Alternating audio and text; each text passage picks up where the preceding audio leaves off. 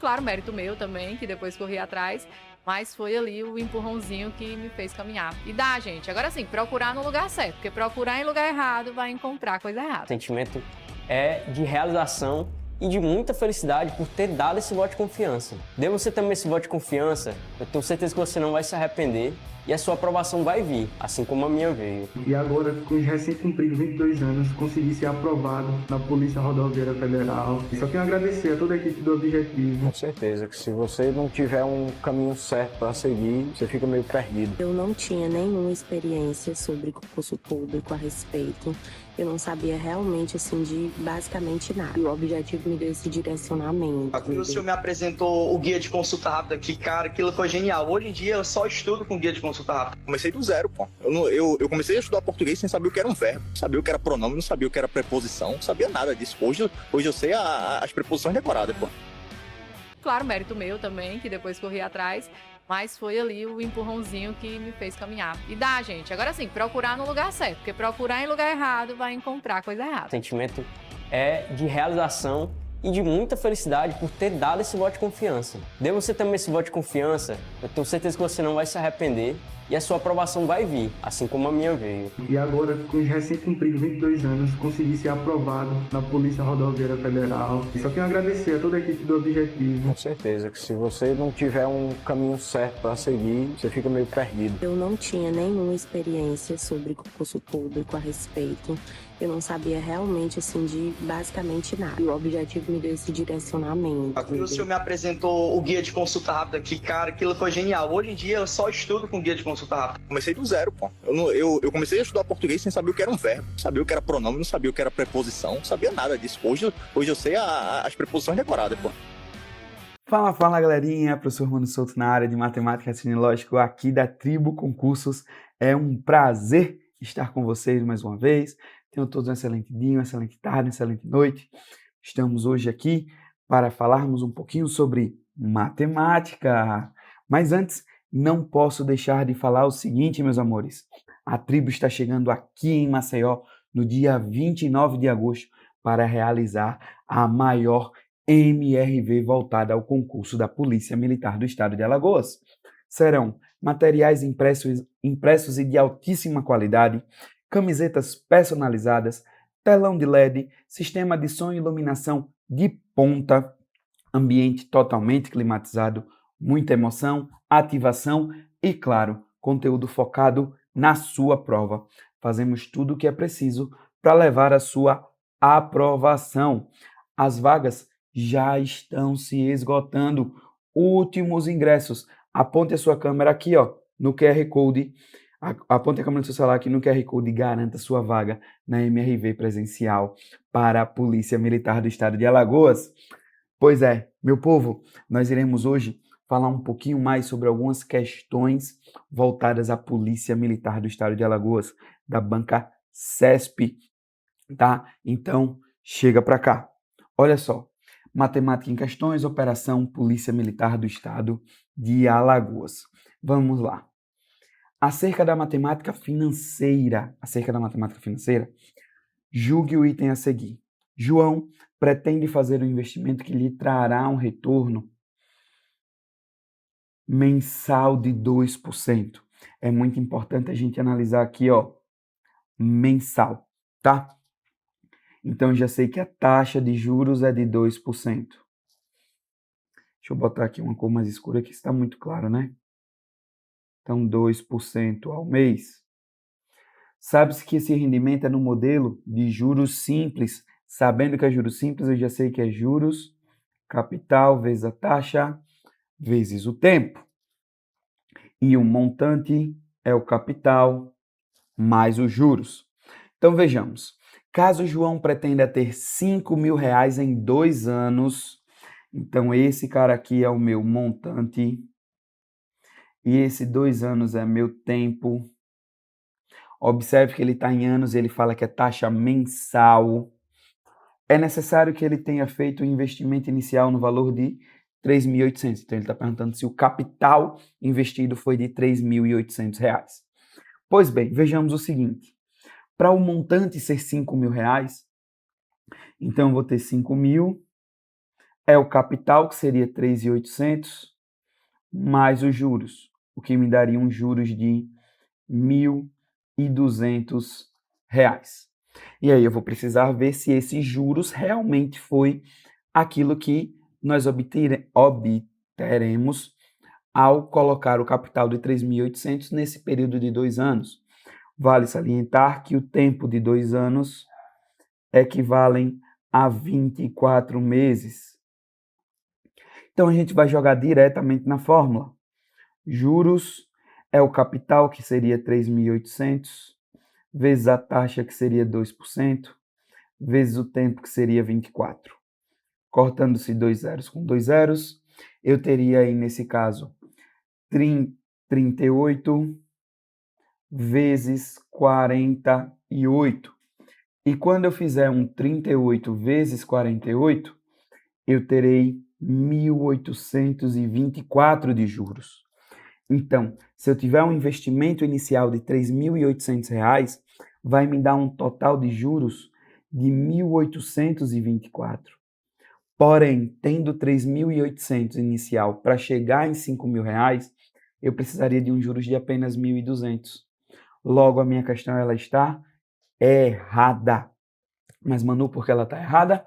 Porque eu tenho um juros diferente daquilo que era para ter obtido de R$ 1.200. Beleza? Vamos seguindo. Segunda questão traz o seguinte. Acerca de proporcionalidade, julgue o item a seguir. Se 8 pedreiros, trabalhando 7 horas por dia, constroem um muro de uma escola em 12 dias. Então, vamos anotar as informações. Eu tenho pedreiros, eu tenho horas, eu tenho o muro e eu tenho a quantidade de dias. Então, são 8 pedreiros trabalhando 7 horas para construir um muro em 12 dias.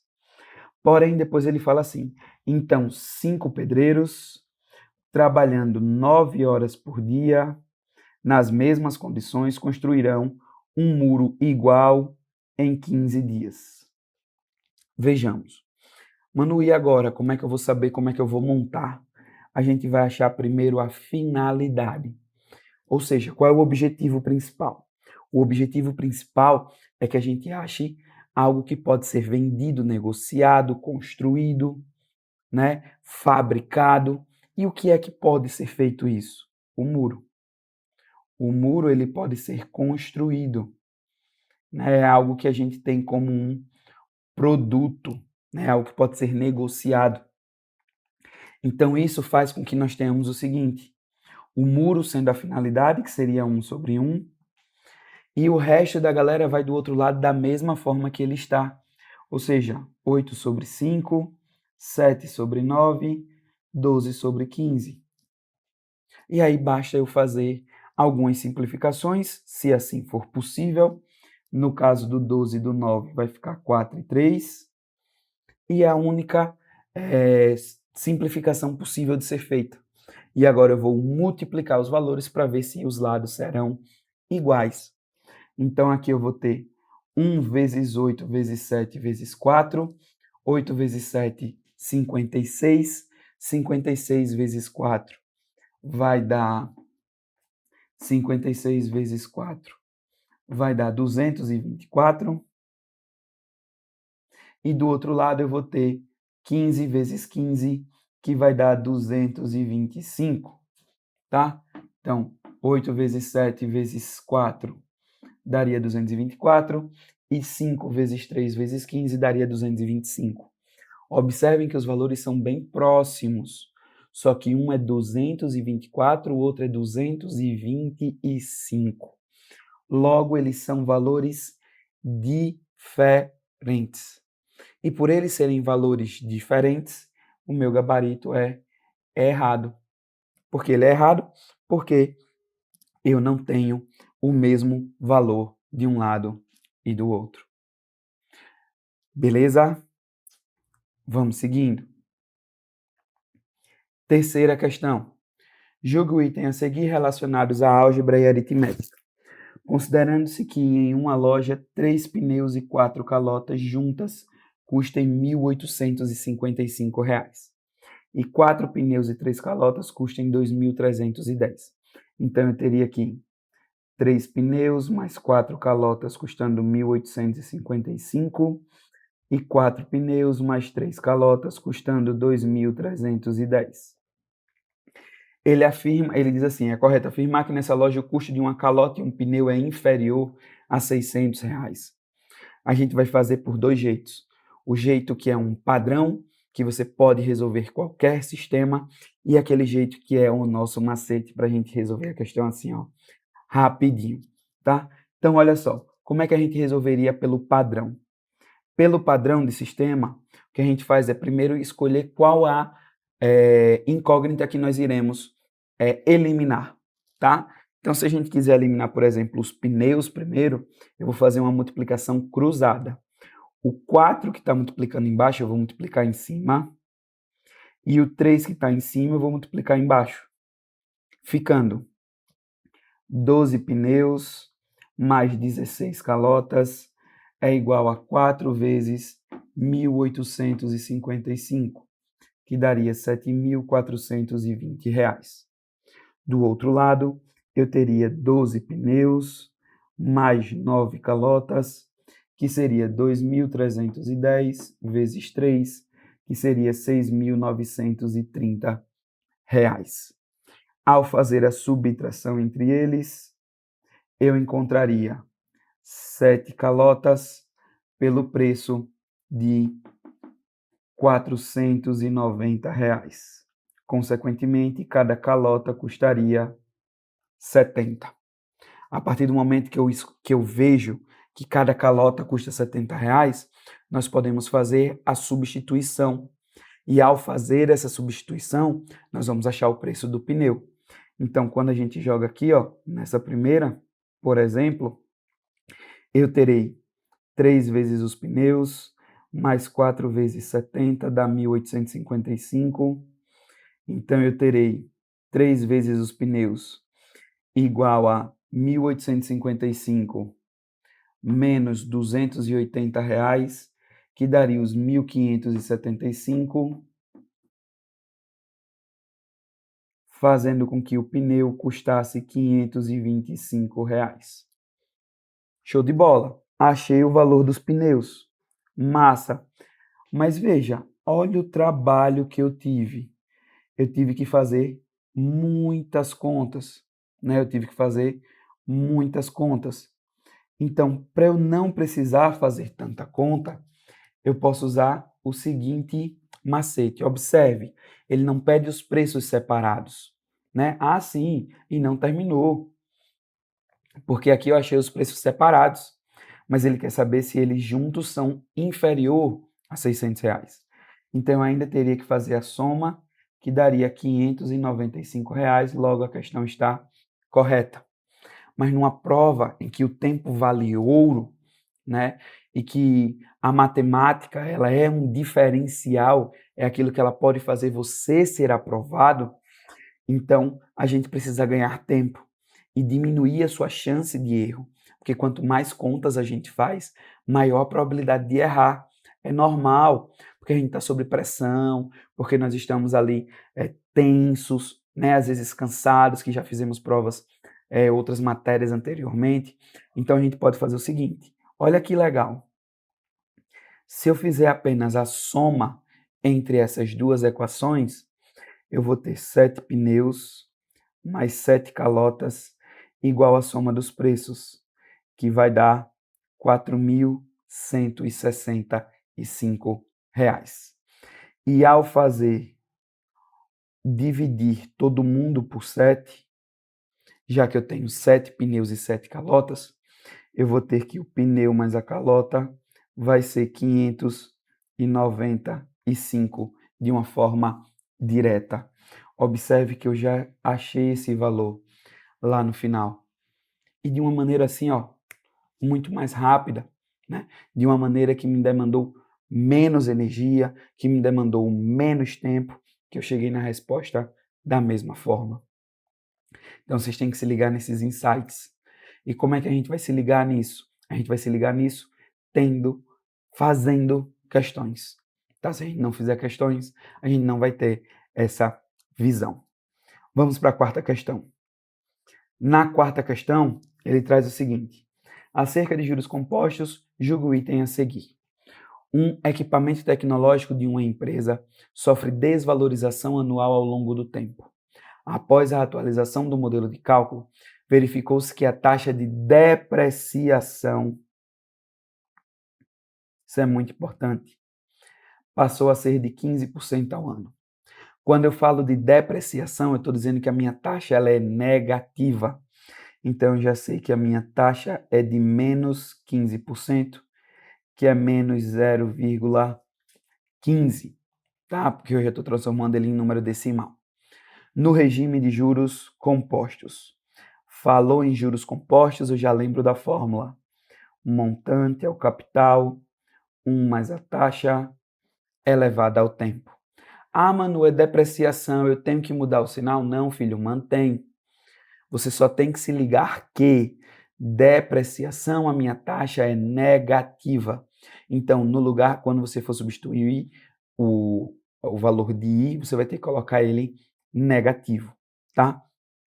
Aí, continuando. Considerando que 0,85 elevado a 10 é aproximadamente 0,2 e que o valor inicial do equipamento era 180 mil, então o valor do equipamento após 10 anos, ou seja, T igual a 10, e o capital é de 180 mil, vai ser de 36 mil reais. Vamos analisar. O montante vai ser os 180 mil vezes 1 mais menos 0,15 elevado a 10. E quando nós fazemos mais com menos daria menos, né? E aí eu teria 180 mil vezes 0,85 elevado a 10. Que ele já deu na questão quanto equivale, que é 0,2. Então eu tenho 180 mil vezes 0,2, que vai dar exatamente os 36 mil proposto na questão. Logo, a minha resposta está corretíssima, tá? Ela está corretíssima. Então, nós precisamos nos ligar nisso daí, tá? Você não é obrigado, obviamente, a saber quanto é 0,85 elevado a 10. Mas aí ele vai trazer algumas dessas relações. O que ele poderia ter feito para dificultar essa questão? Ele poderia ter colocado 0,85 elevado a 5, ao invés de elevado a 10. Oxe, Manu, elevado a 5 sim, porque você tem que se ligar que o 10 é 5 vezes 2. Então, você pegaria o valor do 0,85 elevado a 5, substituiria, e aí esse resultado elevaria ao quadrado. Tá? Então, ela pode trazer algo desse tipo. É algo que é recorrente na banca. Vamos seguindo. Quando a gente segue, ele fala assim, ó. Suponha que em um ambiente inflacionário, um investimento tenha rendido a uma taxa nominal de 21%. Aqui a gente está falando sobre matemática financeira, nós estamos falando sobre taxa nominal, taxa real e inflação. Tá? E aí o que acontece? A gente pensa por vezes que a taxa nominal é igual à taxa real mais a taxa de inflação. Porém, não acontece dessa forma. Para acontecer dessa forma, teria que ser uma ideia de juros simples, tá? Porém, não temos uma ideia de juros simples normalmente nas questões. Quando ele fala nesse caso de ambiente inflacionário, de investimentos e tal, nós trazemos uma ideia de juros compostos e não de juros simples. Então, quando a gente traz uma ideia de juros compostos, isso cai por terra e nós passamos a ter o seguinte: 1 mais a taxa nominal é 1 mais a taxa real vezes 1 mais a taxa de inflação. E aí, olha a dica. A taxa nominal, ela vai ser maior do que a taxa real mais a taxa de inflação. Tá? ela vai ser maior do que esses caras, maior do que apenas somar esses valores. E aí o que a questão traz? Ele diz que é uma taxa nominal de 21%, então ele traz que TN é 21%, deixa eu organizar essa galera aqui, puxar um pouquinho para cá, isso daqui puxar um pouquinho para cá, e aí nós temos o seguinte, taxa nominal é 21%, a taxa real ele diz que é 10%, e ele pergunta se a taxa de inflação é de 11%. De cara, você já vai observar, levando em consideração essa afirmação aqui que a gente acabou de fazer, tá? Levando em consideração essa afirmação que a gente acabou de fazer, nós vamos ter o seguinte, 21 é maior que 10 mais a taxa de inflação, tá? Ou seja, eu vou ter que 11 é maior do que a taxa de inflação. E ele está dizendo aqui que ela foi igual a 11%. Logo, a minha questão já está errada. Mas, Manu, e se eu quiser saber exatamente o valor, o que eu vou fazer? Eu vou aplicar a fórmula, tá? Eu vou simplesmente aplicar a fórmula. Deixa eu pegar esse cara aqui e botar aqui embaixo. Porque aí a gente consegue resolver a questão, tá? Então, olha só, como é que a gente faria? 1 mais 0,21 é igual a 1 mais 0,1 vezes 1 mais a taxa de inflação, que é o que você vai descobrir. Então, eu vou ter 1,21 é igual a 1,1 vezes 1 mais a taxa de inflação. Esse 1,1 que está multiplicando, ele vai passar dividindo, tá? Então, eu vou ter 1,21 dividido por 1,1, que vai dar 1,1. Logo, a taxa de inflação ela vai ser de 0,1, que equivale a 10%. Então, nós teremos uma taxa de 10% de inflação. E a questão traz que, na verdade, é de 11%. Logo, mais uma vez, confirmando, o gabarito é errado. Beleza? Seguindo. Aqui ele fala o seguinte, é uma questão que envolve porcentagem, envolve um sistema de equações, e vamos ler e vamos ver como é que a gente poderia resolver. Uma nutricionista animal precisa preparar 500 quilos de ração balanceada para aves com 18% de proteína. Então, eu tenho 500 quilos, o total são 500 quilos, mas a proteína é 18% disso. É 18% do total, ou seja, é 18% dos 500, que dariam exatamente 90 quilos, tá? E aí ele fala, utilizando dois tipos de concentrados, X e Y, que possuem respectivamente 25% e 12% de proteína. Nessas condições, é correto afirmar que uma mistura adequada será obtida utilizando 240 quilos do concentrado X e 260 do Y. Vejamos. Eu não vou montar um sistema para verificar se isso está correto. Eu vou usar a informação que ele deu na própria questão. Observem que a informação que ele deu na própria questão, ele já traz a quantidade de concentrado, de cada concentrado. Então, basta eu jogar as porcentagens para ver se vai bater os 90 quilos. Tá? Então, olha só. Eu vou pegar 25% dos 240, que aí eu corto aqui 0 com 0. 25 vezes 24 dá 600, dividido por 10, que dariam 60 quilos. E eu vou ter os 12% de 260 quilos. Corto 0 com 0. Eu vou ter 12 vezes 26, que vai dar 312 quilos, dividido por 10, que dá 31,2 quilos. Que ao fazer a soma desses bonitões, daria 91,2 quilos, que é diferente dos 90 quilos que deveriam dar. Logo, a minha questão também está errada. Então, meus amores, vejam que eu não preciso achar os valores corretos, eu não preciso achar quanto é do concentrado X, quanto é do concentrado Y. É mais trabalho, é muito mais trabalho para a gente fazer, tá? Então, o melhor a ser feito é usar as informações que ele mesmo deu na questão. Show? Vamos seguindo? Olha só. A próxima questão, ele traz o seguinte. Na próxima questão, ele traz... Na próxima questão, ele traz assim. Uma empresa de tecnologia foi fundada em 2010 com 30 desenvolvedores, 15 gerentes e 9 analistas. Sabe-se que no momento da fundação, a soma das idades de todos os funcionários era igual a 1.080 anos. Então, a soma dos desenvolvedores, mais a soma dos gerentes, mais a soma dos analistas daria 1.080.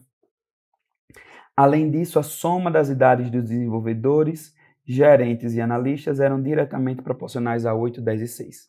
Amores, agradeçam quando aparecer isso daqui, ó. Diretamente proporcionais. Manu, por quê?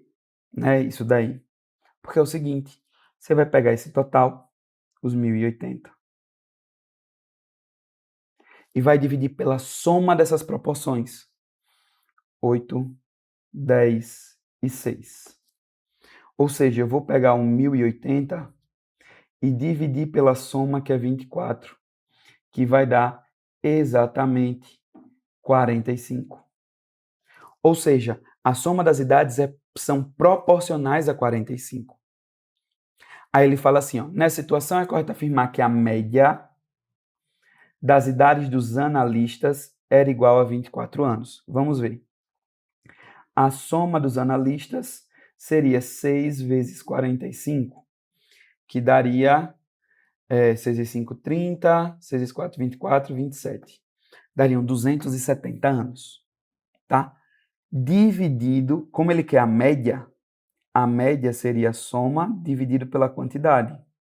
Ou seja, 270 dividido por 9 analistas. E ao fazer 270 dividido por 9, eu chego em 30 anos. E a questão diz que são 24.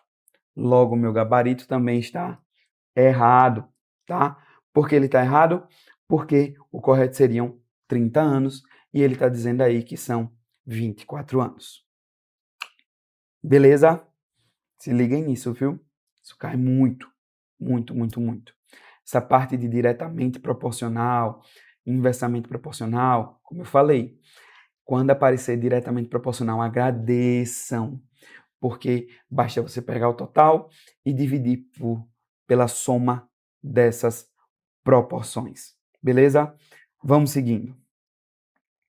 Oitava. Em um grupo de 200 alunos, foi realizada uma pesquisa sobre o ensino da matemática. Desses alunos, 60% declararam gostar de matemática. Então, olha só, eu tenho um total que é 200. Então, quem gosta de matemática é 60% disso. Então, é 60% de 200, que vão dar 120 pessoas. E uma informação que ele não trouxe, mas ficou implícita, é aqueles que não gostam de matemática, que seria o restante, ou seja, 80 alunos, tá? Aí, em seguida, ele fala assim, ó, no mesmo grupo foi aplicado um teste de letramento matemático. Entre os alunos que declararam gostar de matemática, 25% não atingiram o nível mínimo de conhecimento. Ou seja, é 25% dos 120. Não é do total, é dos 120. Então, eu vou ter aqui, abaixo do mínimo, abaixo AB do mínimo, seria 25% dos 120.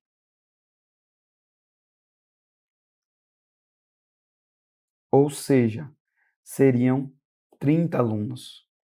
Então, o acima do mínimo seria 75% dos 120, que equivaleria a 90 pessoas. E aí ele continua.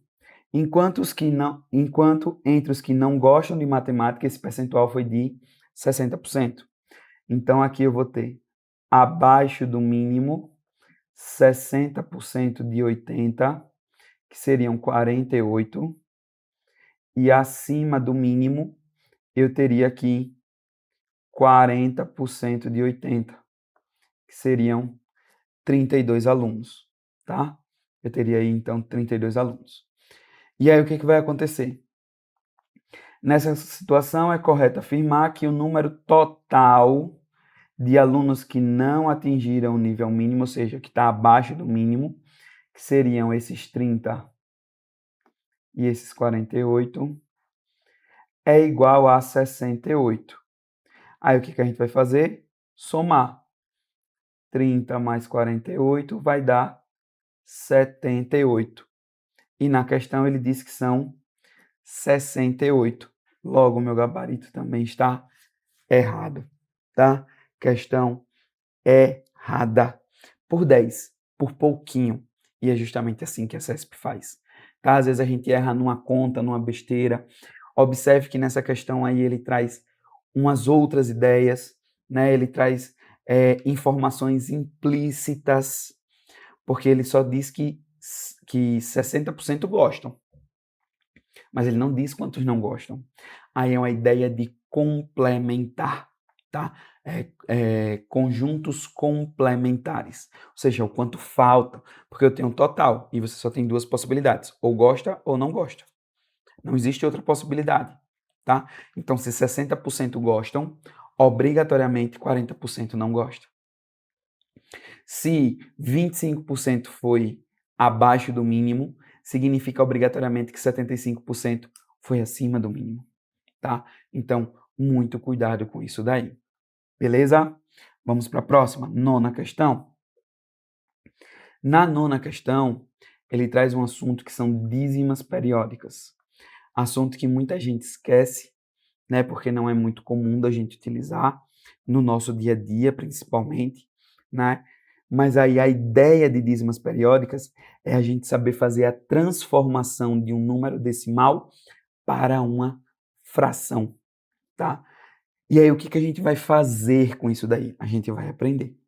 Então ele fala assim: considere as dízimas periódicas 6,48, 48, 48 e 2,020202. Nessa situação, é correto afirmar que o número real correspondente ao quociente, opa, falou em quociente, é divisão. Falou em divisão, é uma fração. Então, ele quer a divisão entre esses números, essas dízimas periódicas. Aí vamos fazer o seguinte, vamos aprender a fazer a dízima periódica em fração. É a que a gente chama de fração geratriz, tá? O que a gente vai fazer aqui? Olha só. Eu vou pegar, por exemplo, 1,232323. Quando eu tenho esse 1,232323, observem que o 23 é quem se repete. O 23 é quem se repete. Então, eles são o meu período de repetição. São eles que estão tendo seus valores repetidos, tá? E aí, o que vai acontecer? O que eu vou fazer? Vou fazer o seguinte. Vou, na fração, no numerador, ou seja, na parte de cima, eu vou escrever o número do início até a última barra, esquecendo a vírgula. Então, eu vou ter 123. E eu vou subtrair do início até a primeira barra, ou seja, apenas o 1 nesse caso. Dividindo por um cara que é o seguinte. Quantos caras eu tenho aqui dentro do período? Quantos caras estão se repetindo? Eu tenho dois números se repetindo, que são o 2 e o 3. Então, a quantidade de valores que se repetem é justamente a quantidade de números 9 que eu vou colocar embaixo. 9, 9. Então, nesse caso, eu vou ter 123 menos 1, 122, dividido por 99. E dessa forma, eu saí dessa dízima periódica 1, 2, 3, 2, 3, 2, 3, 2, 3 e passei para uma fração. E é exatamente isso que a gente vai fazer com a questão daí. Essa questão ele traz o seguinte: 6,484848 e 2,020202. Então, o que a gente vai fazer aqui? 6,484848, eu vou transformar ele no seguinte: 648 menos 6 dividido por 99, porque eu tenho dois números se repetindo, o 4 e o 8. Isso daqui vai dar 642 dividido por 99. Analogamente, eu vou utilizar o outro cara, que seria 2,020202, seria 202 menos 2, dividido também por 99, porque eu tenho o 0 e o 2 sendo repetidos, que ficaria 200 sobre 99. O mais interessante é que ele pede a razão entre eles, então ele pede a divisão. Então, quando eu fizer essa divisão aqui, ó, observem que eu tenho um carinha aqui que eu já posso eliminar de cara, que seria o 99. E ao cortar o 99, me restou 642 sobre 200. Que ao dividir por 2, em cima e embaixo, fazendo uma simplificação, eu passo a ter 321 sobre 100. Logo, meu gabarito está correto. Meu gabarito está correto. Então, veja que é uma questão que ele exige que nós façamos e saibamos uma fração geratriz. Algo que a gente basicamente não estuda no nosso ensino médio, que a gente vê lá no fundamental, que nesse caso agora são, que a gente chama de anos finais, né? Nos anos iniciais também, que é ali do primeiro aninho ao quinto aninho, do sexto ao nono são os anos finais. Então, a gente precisa aprender a fazer. E, na verdade, a gente precisa relembrar, tá? Beleza? E vamos para a nossa última questão. Na nossa última questão, trazemos o seguinte: devido a um acordo familiar, 2 irmãos passam metade do mês na casa da mãe.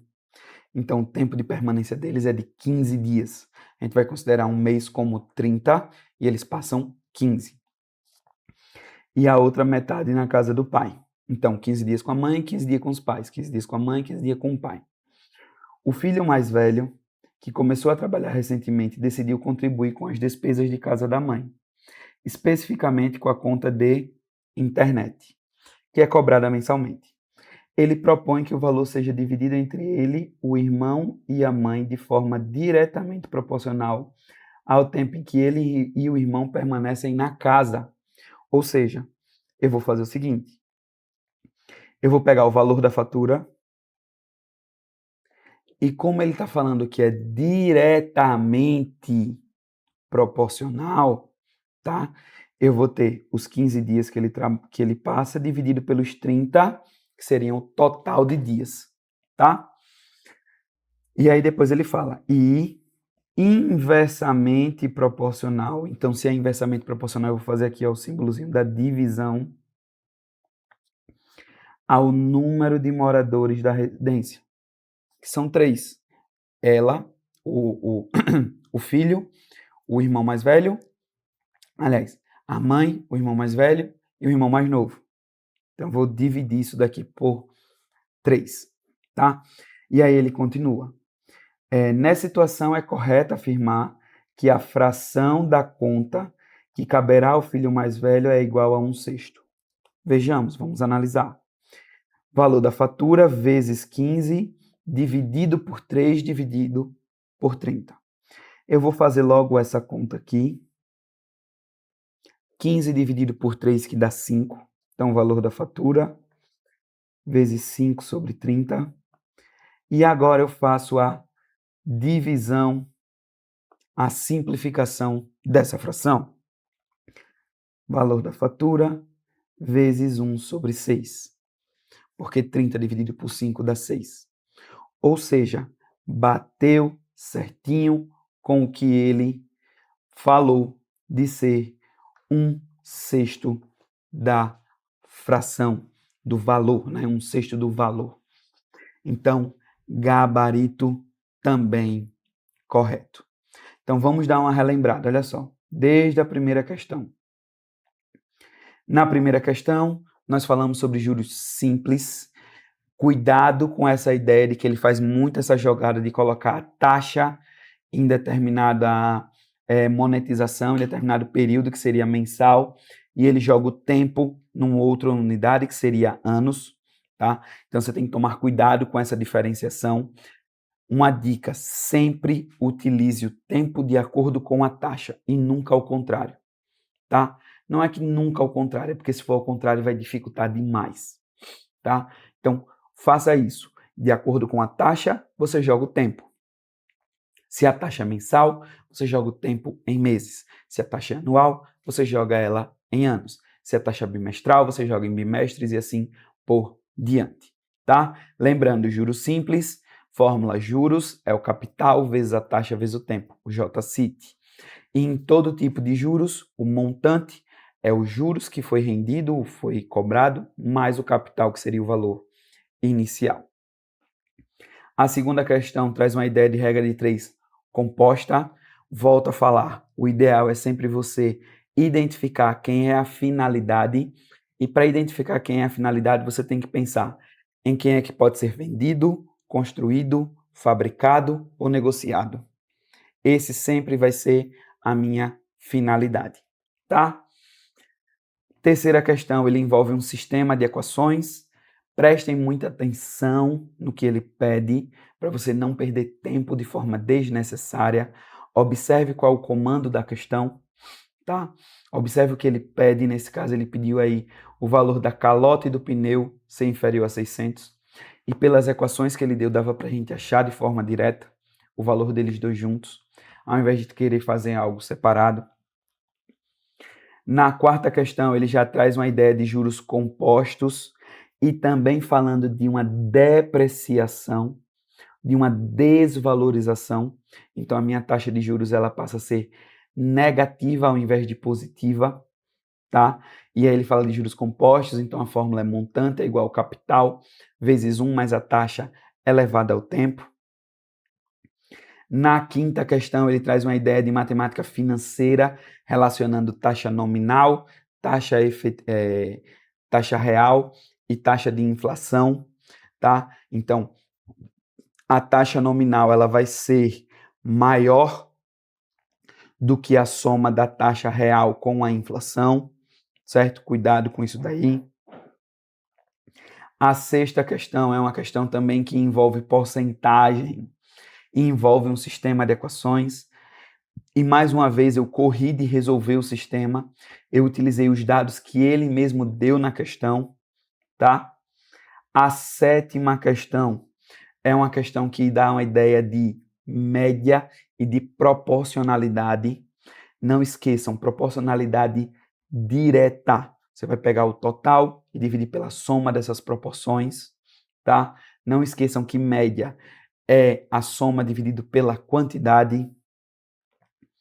A oitava questão, ele traz uma ideia de conjuntos complementares, também envolvendo porcentagem, tá? Cuidado quando ele usa esse termo de foi aprovado e não fala do reprovado, que gosta e ele não fala o que não gosta. É uma ideia de complementar, tá? Porque só tem duas opções.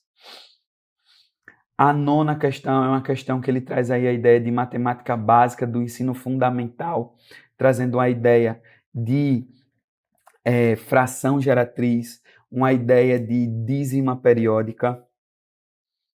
E a 10ª questão é uma questão que ela traz uma relação de proporcionalidade direta e proporcionalidade inversa e relacionando isso com uma fração.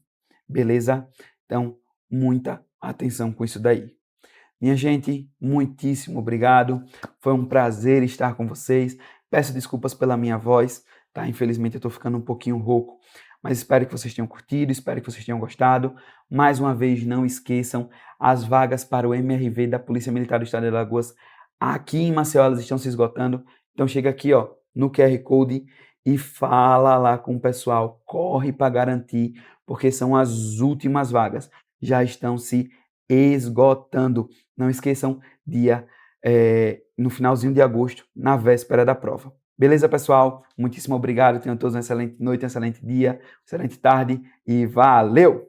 Uma super aula que eu sei que você está acompanhando. É isso, a nossa tribo te entrega sempre aulas gratuitas para você. Todos os dias, nos 3 turnos, você tem aula para vários concursos públicos. Eu quero que você continue aproveitando essa aula, porque realmente ela foi feita para você. E olha, não esqueça, nós temos a assinatura completa e limitada 2.0, onde você tem acesso a essa aula desse professor e, claro, a qualquer professor da nossa plataforma. Lá dentro, você tem acesso a mentorias comigo, onde eu te ensino a estudar para concurso e todos os professores te acompanham durante o teu percurso de preparação, além de várias videoaulas de todos os concursos públicos, PDFs com tabelas, imagens e gráficos, guias rápidos de consulta, flashcards, simulados, subindo todo domingo na sua plataforma. Você precisa ser acompanhado na condução da sua preparação para você subir o nível. E é por isso que eu estou te convidando para a mais incrível plataforma em formato de assinatura do Brasil para a sua preparação. Não perca tempo! Se esse vídeo está aparecendo para você, é porque você realmente precisa dar um passo significativo para a sua mudança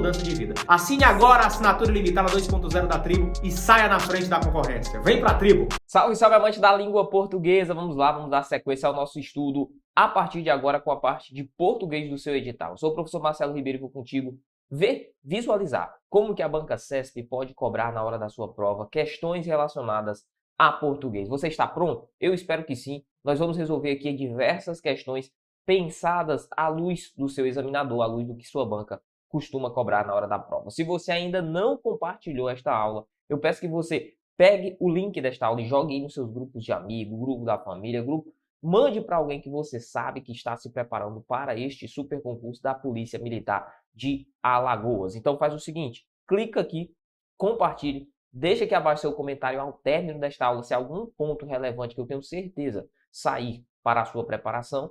E por fim, deixe também o seu like. A plataforma entende que o conteúdo é bom, relevante, passa a indicar a mais pessoas. Perfeito? Tranquilo? Dito isso, ponto importante para você que vai fazer esse concurso da PM Alagoas. Veja bem, note, antes da preparação, você precisa de uma estratégia. Durante a preparação, você adotará uma nova estratégia. E no decorrer, no evento final ali, pré-prova, óbvio, você não pode ficar esmagando o conteúdo. Você não pode ficar assistindo a longas aulas de conteúdo. O que você precisa é de um material direcionado, principalmente de um encontro que faça com que você revise todos os pontos do seu edital de forma estratégica. Por isso, nós da Tribo vamos estar, atenção Maceió, em Maceió, Alagoas, no dia 29, levando a você tudo o que de melhor há acerca da banca CESP para a sua preparação. Se você quer aquela revisão pré-prova que vai bater na veia, cobrar exatamente, te mostrar exatamente o que o examinador cobrará na sua prova, você não pode ficar de fora. Escaneie o QR Code que está aqui na sua tela e venha fazer parte da maior MRV voltada para a PM Militar de Alagoas. É só escanear o QR Code e vir fazer parte da Tribo Concursos você também. Mas corra! O tempo é limitado e temos poucas vagas. Diversos dos nossos alunos já adquiriram, desde muito tempo aqui, o seu respectivo ingresso. Então, não fique de fora. Escaneie o QR Code e venha fazer parte da tribo você também. Ah, Marcelo, tá certo. O que é que eu vou ter? A que eu vou ter acesso no dia deste encontro? Simples, um material em alta qualidade à sua disposição, esquematizado e totalmente ali impresso para que você acompanhe a sua aula. Um telão de LED espetacular para que você não tenha a oportunidade de perder nada, nenhum ponto importante para a sua prova. Professores capacitados, isso é o principal, né? Professores capacitados, visurados, que te entregarão horas antes da prova, minutos, na verdade, horas, digamos assim, né? Horas antes da sua prova, a realização ali dos principais aspectos da sua banca. E, obviamente, toda a ambiência, todo o nosso envolvimento, tudo aquilo que está presente em uma MRV presencial. Você sabe que é diferente, né? Uma coisa é nós estarmos aqui, existe essa barreira entre nós aqui, que é a distância física. Outra coisa é todo o ambiente que envolve um encontro presencial. Só quem participou sabe, teve a experiência, tem a oportunidade de dizer o quanto que é massa. Então não fique de fora, escaneie o QR Code, venha fazer parte da tribo você também, ok? Tranquilo, 29 em Alagoas. Vamos embora! Ó, vou apresentar para ti aqui o meu texto e a partir deste texto nós vamos resolver as questões. A banca CESP ela tem uma cobrança muito repetitiva, a sua prova será de certo e errado e justamente com base nisso nós vamos trabalhar. Vamos lá! Bom, temos aqui um texto que está aí à sua tela, nos diz o seguinte: leia o texto a seguir para responder às questões, ok? Como eu te disse, nossa prova é certa e errada, então nós vamos trabalhar com base no certo e errado. Vamos aqui. Costuma-se descrever a ciência como uma sucessão de descobertas, cada uma atribuída a uma mente excepcional. Essa descrição, ou seja, a descrição de que a ciência é uma descoberta esparsa, né, uma sucessão ali de descobertas atribuídas a uma mente, descrição é bem simples. Por isso, ela é mais confortável. O fato de atribuirmos a ciência a uma mente específica é algo bem simples. Por isso é confortável, o texto diz. Porém, é incompleta. Ideias científicas não emergem no vazio. Elas,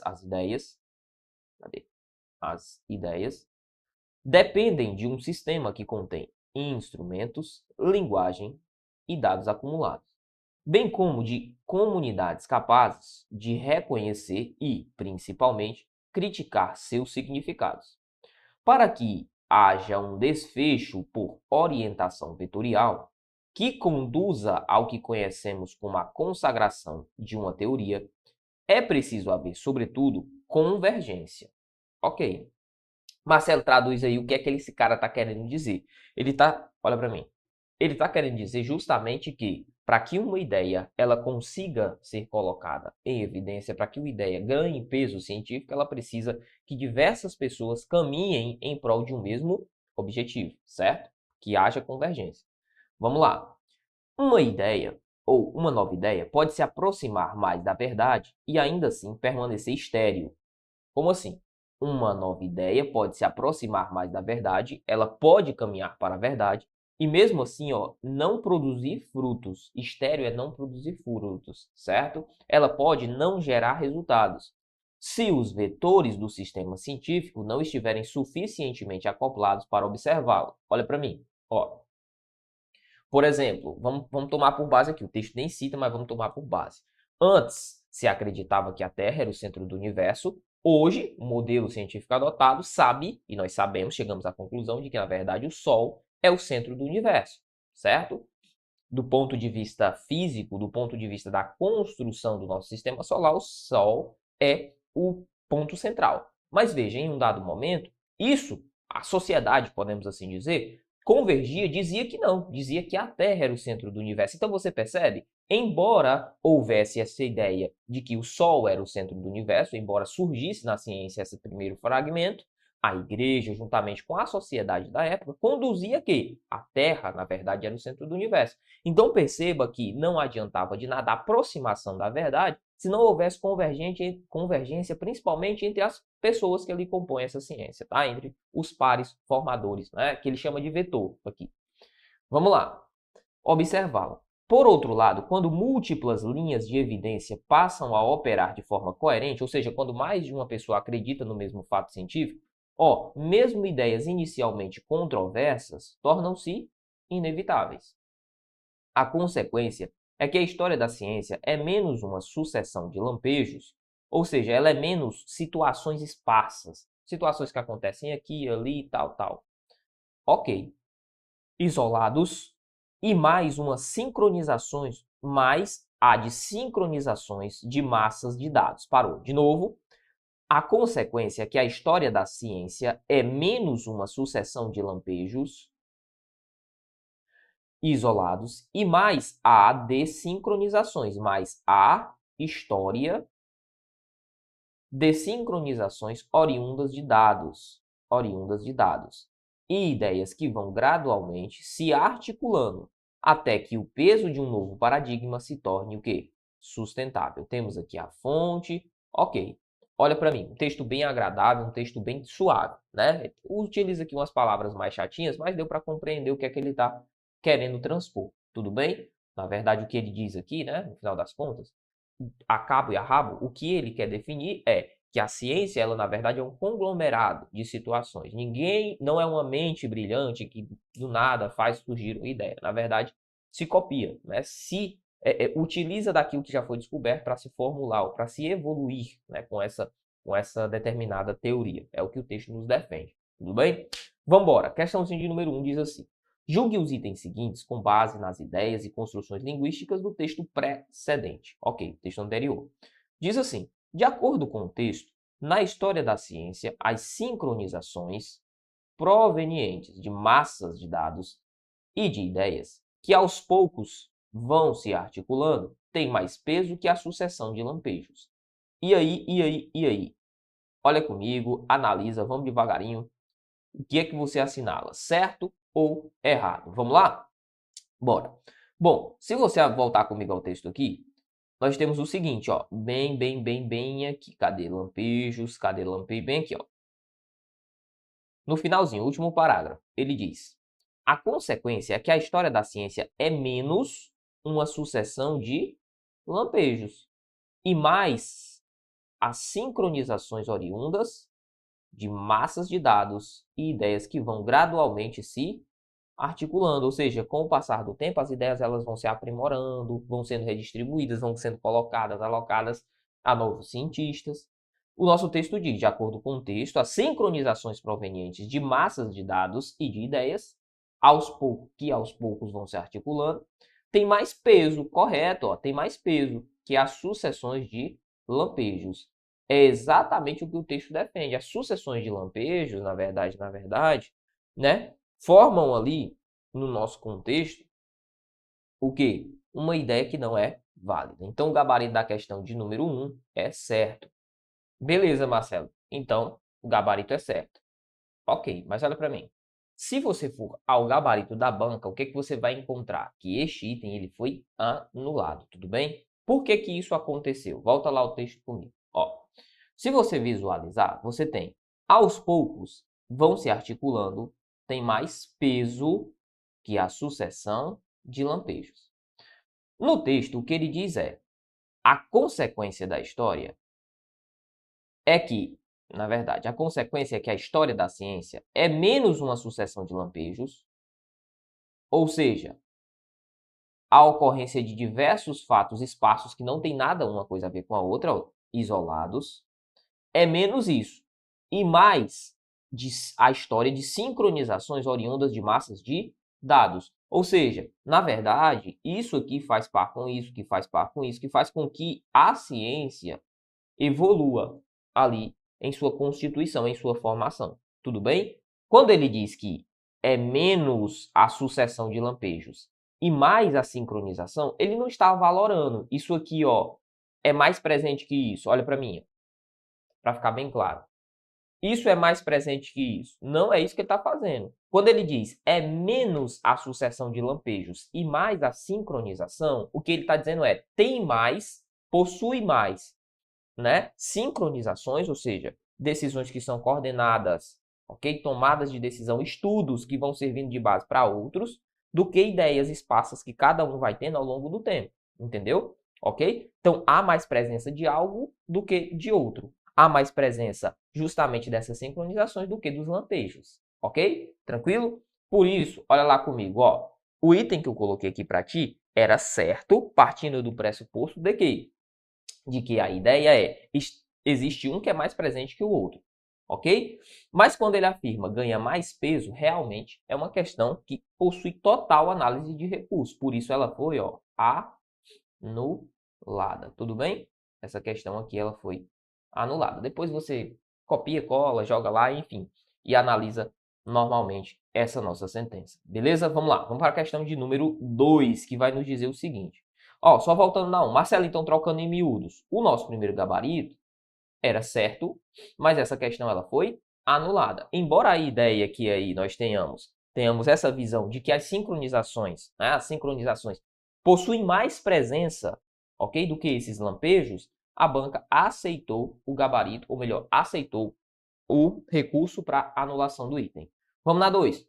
O emprego do presente do indicativo em ideias científicas não emergem do vazio confere à ideia expressa um valor de verdade absoluta. E aí? Tenta responder, analisa comigo e vamos lá para a nossa sentença. O que é que você vislumbra na questãozinha de número 2? Vamos ver? Bora lá. Quando ele fala, ó, confere a ideia de verdade absoluta, é justamente isso que nós temos na utilização do presente. Marcelo, então você quer dizer que esse item é verdadeiro? Sim, esse item é certo. Esse item é certo. Por quê? Vamos aqui, ó. Ideias científicas não emergem do vazio. Ele não dá o espaço para que haja aqui uma ideia de talvez, quem sabe, não é uma ordem. Ele utiliza justamente o indicativo. E o indicativo é o campo da certeza. É o campo da certeza. Ok? E o campo da certeza faz o quê? Ele traz consigo a ideia de verdade. Uma verdade do ponto de vista absoluto. Então tá certa a questão de número 2? Está assim, olha para mim, ó. CESP é muito disso aqui. Toma cuidado. O texto não quer dizer que o que ele está afirmando é verdade absoluta. Deixe isso de lado. O texto quer dizer que a utilização do presente do indicativo traz essa ideia. Tanto é que ele fala, confere a ideia de verdade absoluta. Ele não quer dizer que o texto mostra é verdade absoluta, mas sim o que o texto tenta definir é verdade absoluta. Perfeito? Faz sentido? Vamos embora. Então, certa questão na 2. 3. Vamos lá, a questãozinha de número 3 diz o seguinte. Da leitura do texto, infere-se que a aproximação de uma teoria à verdade é fator menos decisivo. Cuidado com isso, cuidado. Menos decisivo, vou até pegar o marca-texto aqui, ó, que a existência de certa orientação. Vamos lá, ele diz que é menos decisivo. Se você voltar ao texto comigo, vamos observar o seguinte. O que o nosso texto diz a respeito da aproximação de uma teoria à verdade. Volta lá, ó. Uma nova ideia pode se aproximar mais da verdade e ainda assim permanecer estéril, ou seja, não ter frutos, não gerar frutos, ok? Perfeito. Se os vetores do sistema não estiverem suficientemente acoplados para absorvê-lo. Olha para mim. O exemplo que nós utilizamos foi justamente o Sol como centro do universo. Surgiu-se essa ideia, certo? Definição do Sol, como centro do universo. Os vetores, ou seja, as pessoas, os cientistas, biólogos, enfim, químicos, físicos, matemáticos, não convergiam para esta ideia, ok? Apesar de ela ser verdadeira, se aproximar da verdade, o que foi que aconteceu? Ela foi tida como, né, uma loucura. Perceba, então, que o que nós temos é a ideia de que a construção de uma teoria pode se aproximar da verdade e não ter fruto nenhum. Porque o que é mais importante dentro dessa ideia, na verdade, nem é mais importante. Isso se torna estéril, não tem fruto. Ok. Por quê? Porque a ideia principal é que vetores estejam convergindo para o mesmo ponto, para a mesma condição científica, certo? Volta lá ao texto. Então, quando ele diz o seguinte, ó, infere-se que a aproximação de uma teoria da verdade é menos decisiva, é um fator menos decisivo que a existência de certa orientação vetorial a um sistema científico para a consagração e para consequente surgimento de um paradigma científico, isso é errado. Isso é errado. Essa questão está errada. Tudo bem? Ok? Por que, Marcelo? Porque ele não diz que é menos decisivo, ele diz que é estéril, não gera nada. Certo? Então a questão de número 3 é errada. 4. Vai nos dizer o seguinte. Muita atenção à questão de número 4. A história da ciência é menos uma sucessão de lampejos isolados e mais a história, este A retoma história, você viu comigo, ó, de sincronizações oriundas de massas de dados e ideias que vão gradualmente se articulando. O vocábulo A substitui um termo nominal já mencionado e contribui para a coesão sequencial do texto. Vamos lá, vamos analisar essa nossa sentença. Primeiro, quando nós temos uma sucessão de lampejos isolados e mais a história, este A é como se ele retomasse a palavra história, coesão aqui na nossa construção, então de fato é um aspecto coesivo. Olha para mim. Só que a coesão ela se subdivide em duas categorias. Eu tenho a coesão sequencial e a coesão referencial. O que é coesão? É a correta articulação do nosso texto, certo? Correta articulação. Ligação, construção, retomada, isso é coesão. Coesão é um conceito maior. Eu tenho a coesão sequencial e a coesão referencial.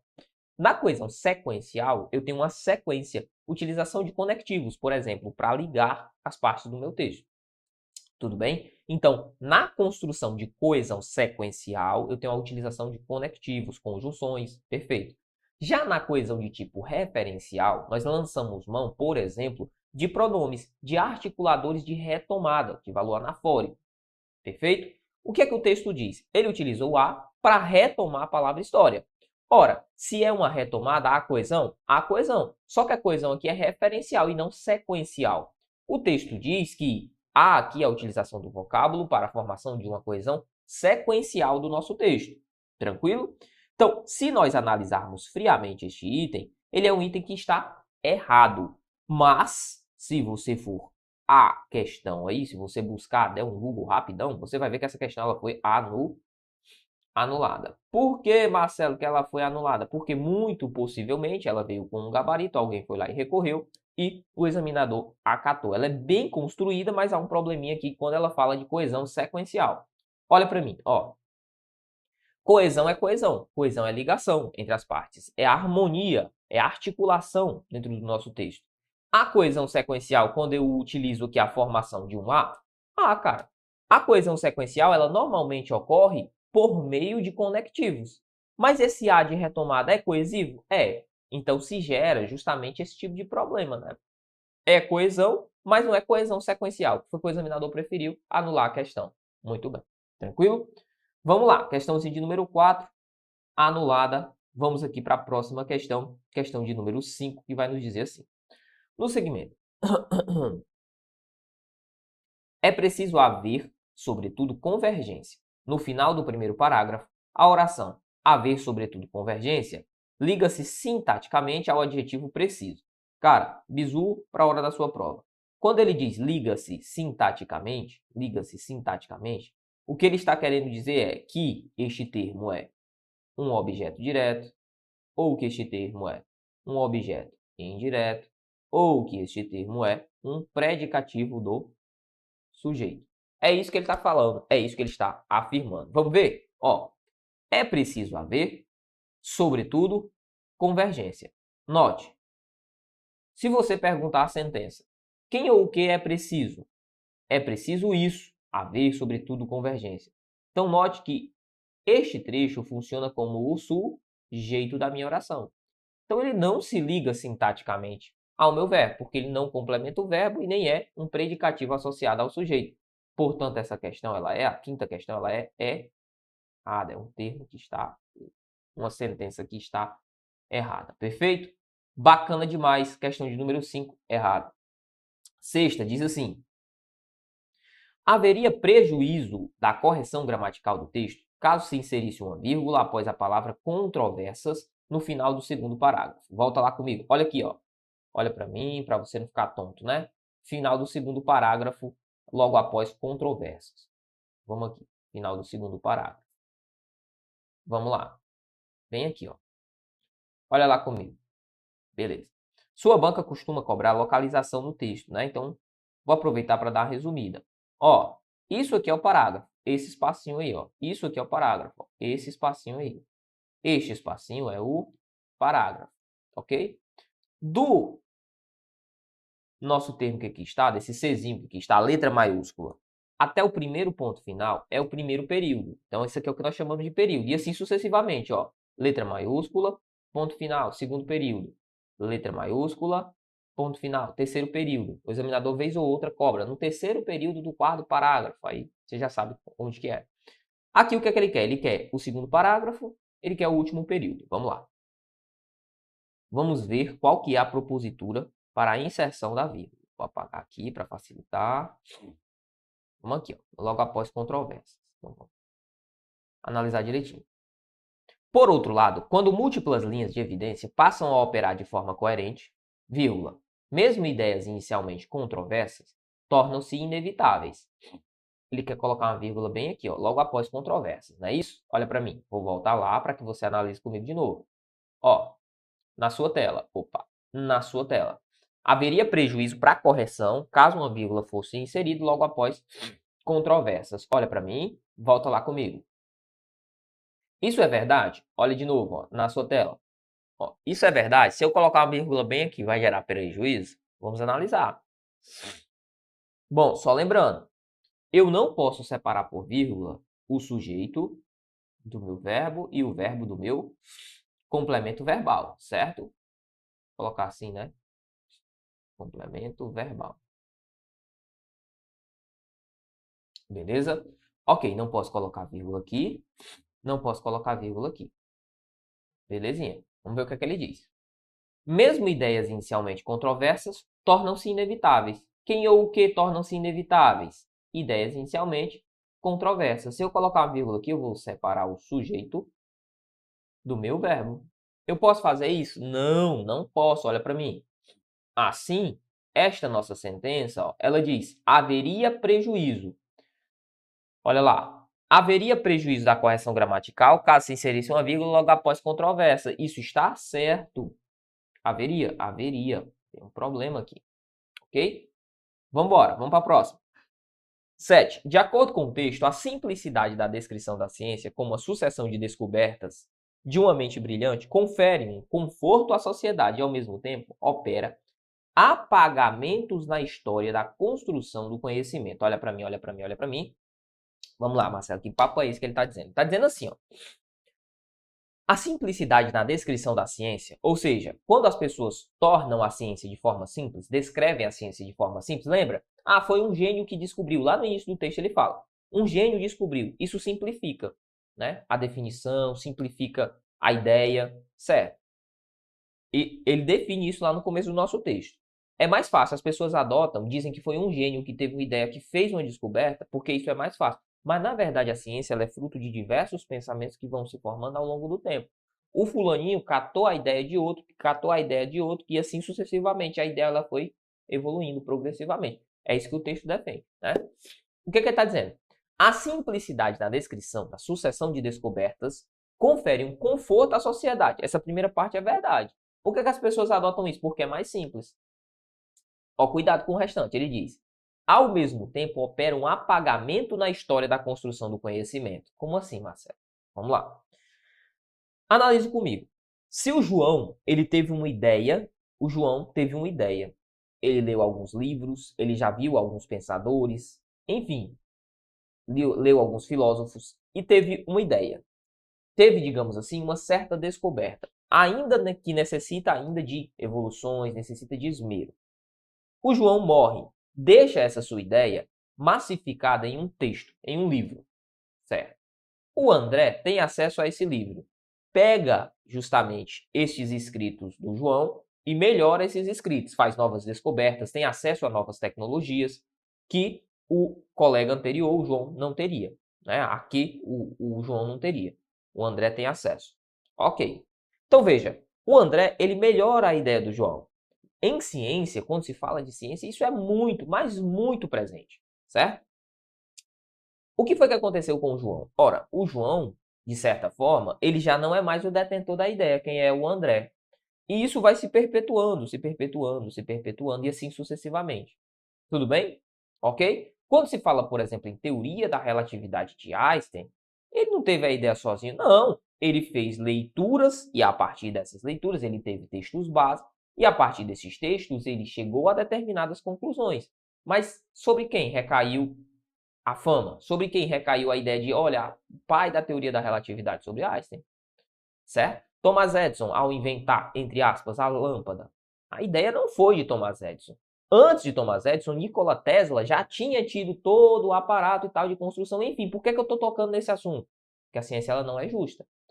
Do ponto de vista histórico, muitos vão ficando para trás, não é verdade? Sofrem sim, dessa forma, um apagamento. Mas o nosso texto não afirma isso. O nosso texto não fala sobre a utilização de apagamentos. Ou seja, pessoas que deixam de ser citadas. Na verdade, o que o texto diz é: a nossa sociedade ela prefere simplificar as coisas, porque é muito mais difícil pensar. É mais fácil simplesmente chegar a conclusões, embora erradas, de forma simples, que pensar, raciocinar de forma coerente e chegar a conclusões que sejam verdadeiras. Então você percebe que o texto diz: opera apagamentos na história da construção do conhecimento. O texto não afirma isso em nenhum momento. Tudo bem? Embora na vida real isso aconteça, certo? Embora no dia a dia, na vida real, isso aconteça. Portanto, a questão de número 7, ela é errada. O item errado. Perfeito? Vamos lá. Vamos para a próxima questão, é a 8ª, que vai nos dizer o seguinte. Na oração, uma nova ideia pode se aproximar mais da verdade. O emprego do se, que aí está entre as formas verbais pode aproximar, é típico de textos informais. Textos informais.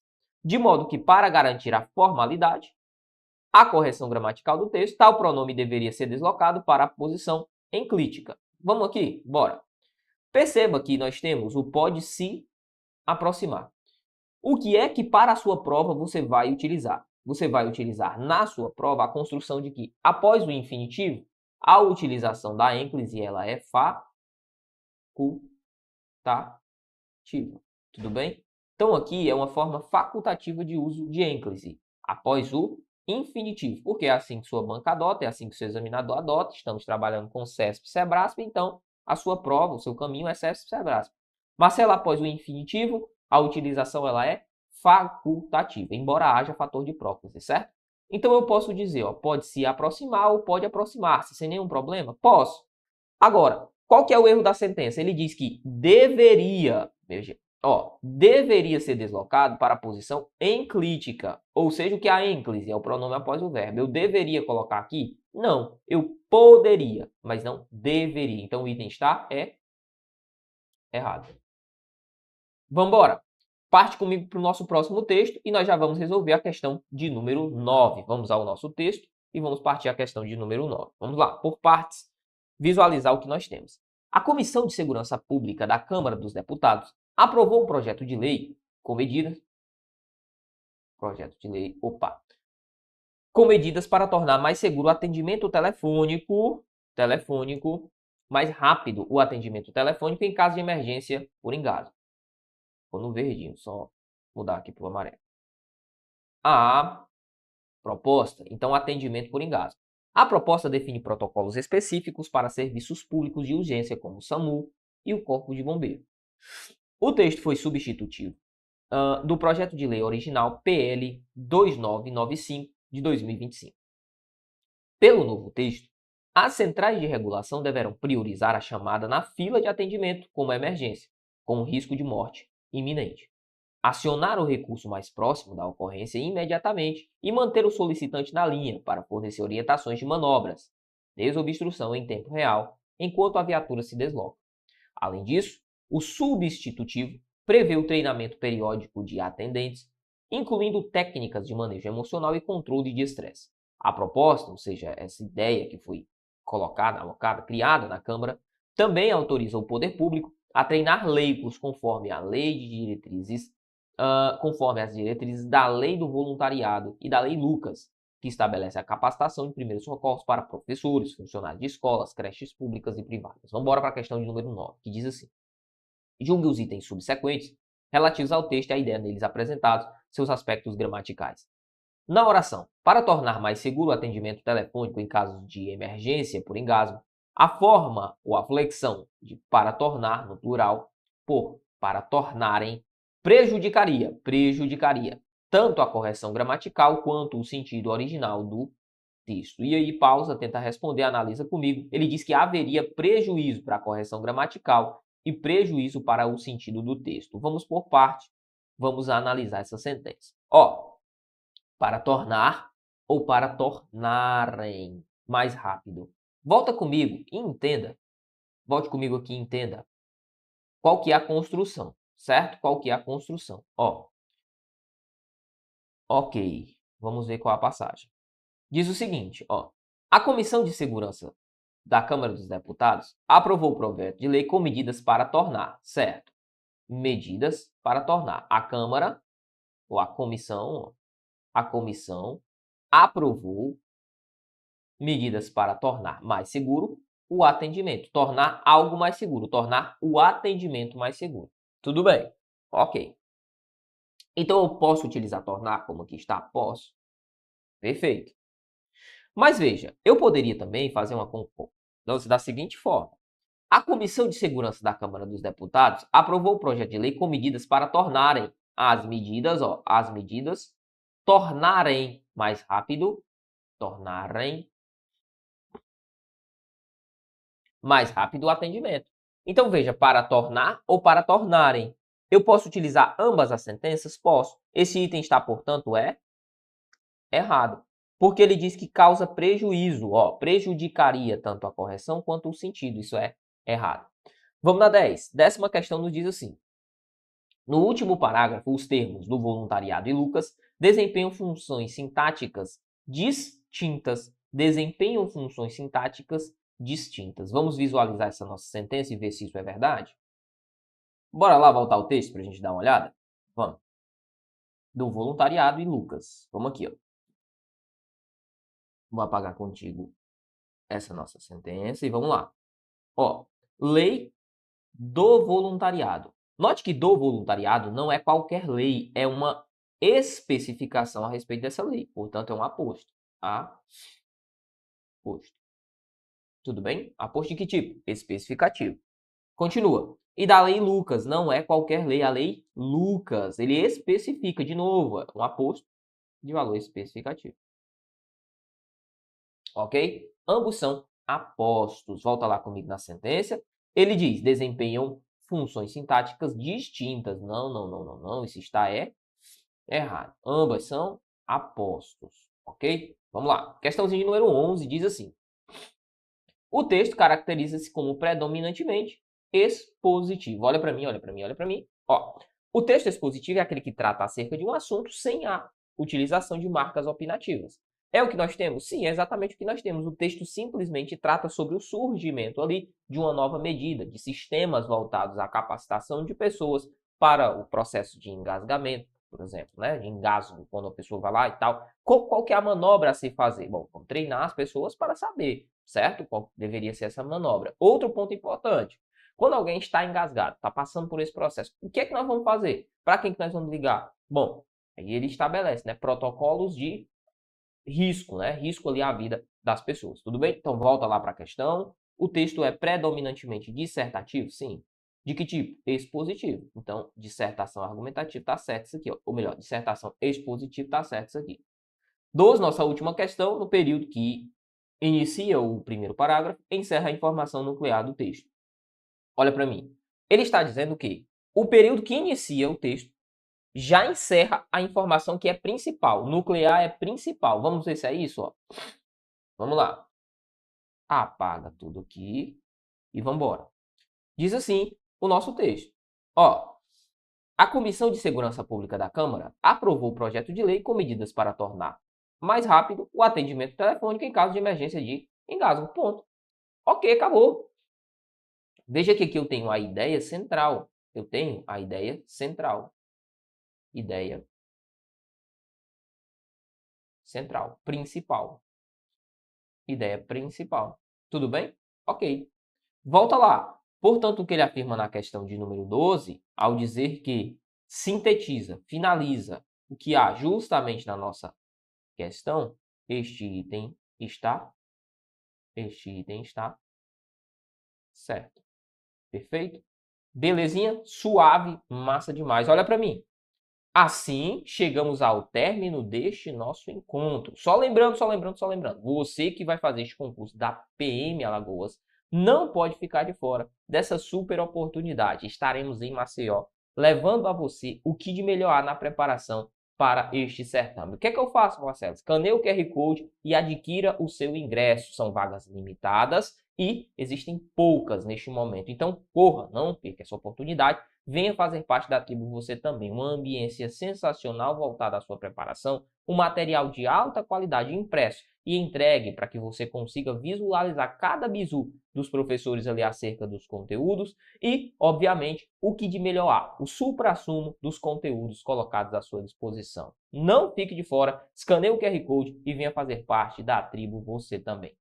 Eu me despeço, deixando um forte abraço no seu coração. Que o Senhor Jesus abençoe a sua vida. Fique com Deus, faça uma ótima preparação neste tempinho que ainda resta. Faça muitas questões. Um abraço, até mais. Valeu! Uma super aula que eu sei que você está acompanhando. É isso, a nossa tribo te entrega sempre aulas gratuitas para você. Todos os dias, nos 3 turnos, você tem aula para vários concursos públicos. Eu quero que você continue aproveitando essa aula, porque realmente ela foi feita para você. E olha, não esqueça, nós temos a assinatura completa e limitada 2.0, onde você tem acesso a essa aula desse professor e, claro, a qualquer professor da nossa plataforma. Lá dentro, você tem acesso a mentorias comigo, onde eu te ensino a estudar para concurso e todos os professores professores te acompanham durante o teu percurso de preparação, além de várias videoaulas de todos os concursos públicos, PDFs com tabelas, imagens e gráficos, guias rápidos de consulta, flashcards, simulados, subindo todo domingo na sua plataforma. Você precisa ser acompanhado na condução da sua preparação para você subir o nível. E é por isso que eu tô te convidando para a mais incrível plataforma em formato de assinatura do Brasil para sua preparação. Não perca tempo. Se esse vídeo tá aparecendo para você, é porque você realmente precisa dar um passo significativo para sua mudança de vida. Assine agora a assinatura ilimitada 2.0 da Tribo e saia na frente da concorrência. Vem pra Tribo!